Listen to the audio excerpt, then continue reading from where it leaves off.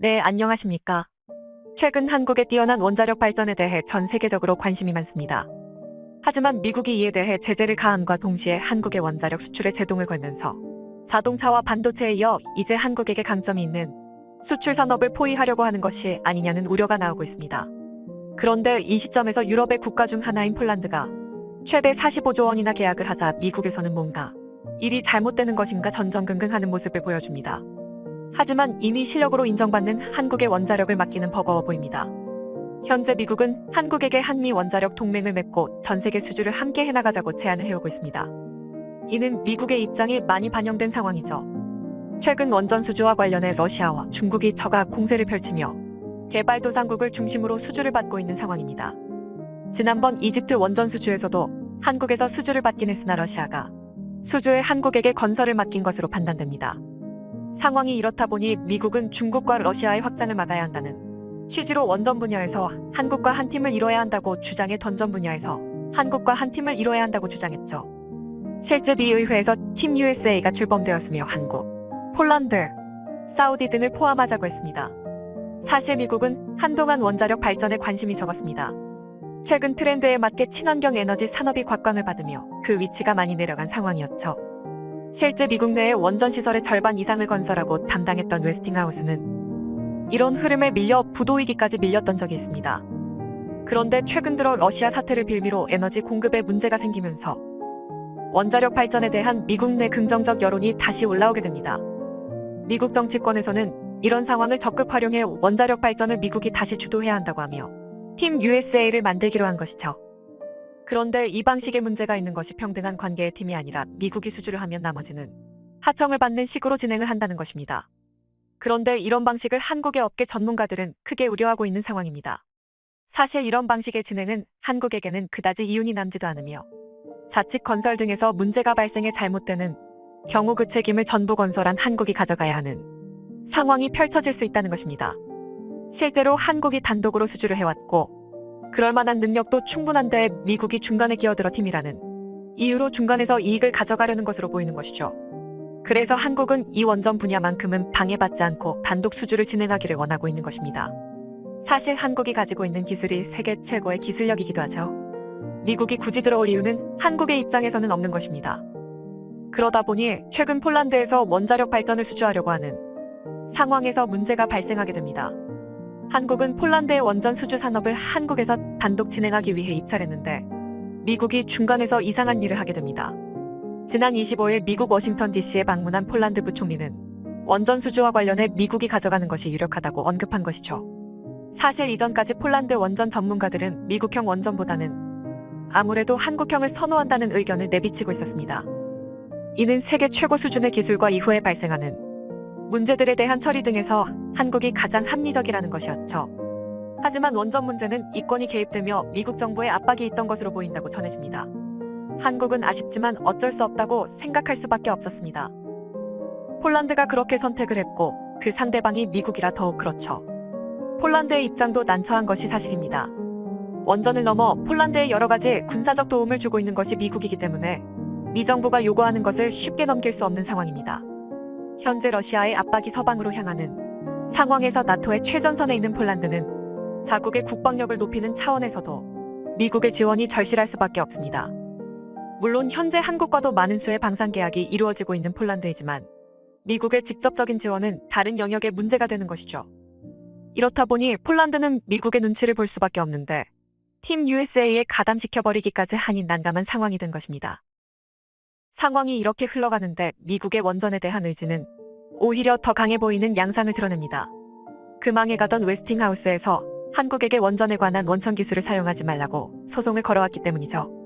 문제는 이 소송은 미국의 수출물자 관리법을 관련지어 소송을 제기해버린 것입니다.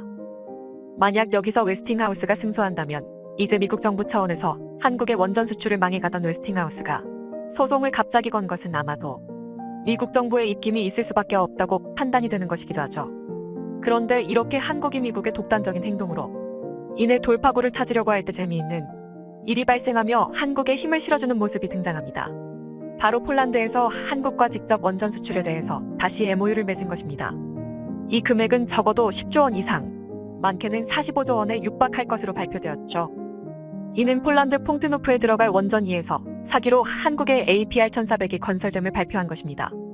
APR-1400은 시공 기술이 뛰어나고 비용도 미국보다 저렴한 것으로 알려져 있죠.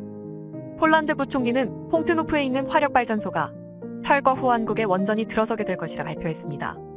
이는 실제 대단한 일로 미국이 폴란드를 그렇게 설득해 수주하기로 한 상황에서 한국과 직접 수주에 관한 MOU를 맺은 것이죠. 그런데 폴란드는 미국에 대해 자신들은 어긴 것이 없다는 입장입니다. 바로 한국과 맺을 원전 계약은 정부 주도가 아닌 민간 분야로 이루어진 것이기 때문이었죠. 미국이 봤을 때는 그게 그것 같겠지만 엄밀히 말하면 여기서 팀 USA의 영향을 받지 않을 수 있는 것입니다. 폴란드의 입장에서도 한국을 선택한 것은 지금까지 한국이 보여준 신뢰의 바탕이 있었다고 평가합니다. 한국은 실력도 좋지만 일단 약속한 시간에 모든 계획대로 진행이 된다는 것이죠. 그리고 그 속도도 빠르다는 것입니다. 이는 한국의 방산 계약이 큰 역할을 했습니다.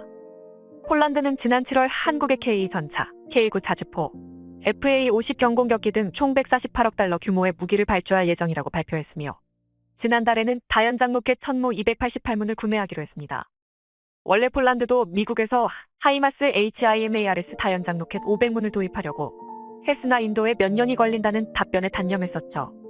마리우시 보아슈차크 폴란드 부총리 겸 국방부 장관은 지난달 19일 천무 계약을 체결하는 자리에서 폴란드를 비롯한 유럽 국가들은 우크라이나 전쟁으로 현실이 된 러시아의 위협에 맞서 첨단 무기를 신속히 확보할 필요가 있으나 전통적으로 거래해온 미국 방산업계가 주문을 맞출 능력이 안 되자 한국으로 눈을 돌린 것입니다. 하지만 한국은 이를 약속한 시간에 맞춰서 제공할 것으로 예상되며 이는 국가 간의 신뢰로 연결된 것이죠. 미국의 유명 정치 전문 매체 폴리티코는 현재 한국은 세계 8위의 방산국가이지만 현재 한국 정부의 목표는 미국, 러시아, 프랑스에 이어 세계 4위 방산국가로 성장하는 것입니다. 이와 같이 한국의 능력과 신뢰는 폴란드를 스스로 행동하게 하였으며 미국을 당황하게 만들었습니다. 폴란드 부총리는 MOU와 LE 체결식 이후 진행된 한국-폴란드 언론과의 기자 간담회에서 해당 사업에 대한 한수원의 본계약 체결 가능성을 묻자 거의 원전 수주가 확실시된 것이죠. 또한 위에서 언급한 폴란드 부총리가 미국 워싱턴에 간 이유도 실제로는 한국에게서도 수주를 받겠다고 양해를 구하러 간 것으로 알려지게 됩니다. 이렇게 폴란드는 미국의 압박에도 한국과의 관계를 이어나가기 위해 행동에 나선 것입니다. 이런 상황에서 한국은 더욱 신속하게 우수한 제품들을 제공할 예정입니다. 물론 문제는 있습니다. 미국의 웨스팅하우스와의 소송 문제가 남았으며 이는 한국 원전 수출의 발목을 잡을 수 있습니다. 이미 아랍에미리트의 경우 웨스팅하우스가 기술 고문료를 상당히 받아간 것으로 확인되고 있고 폴란드의 APR-1400을 건설하더라도 로열티를 계속 지불해야 하는 상황입니다. 한국의 원전 기술은 세계 최고라고 자타가 인정하고 있습니다. 그렇기에 미국도 한국을 넘지 않고서는 해외에서 원하는 바를 이룰 수 없죠. 그렇기에 한국의 현재 상황은 매우 어렵지만 중요할 수 있습니다. 미국에게 의지하지 않으면서도 독자적으로 수주를 하고 건설을 할 수 있는 상황을 만들어야 장기적으로 한국의 원전 수주가 계속 이어질 수 있을 것이니 말입니다.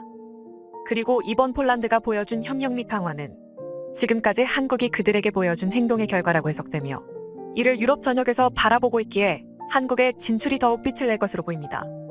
시청해주셔서 감사합니다. 영상이 도움이 되셨다면 구독과 좋아요 부탁드리며 다음에 더 유익한 영상으로 찾아뵙도록 하겠습니다.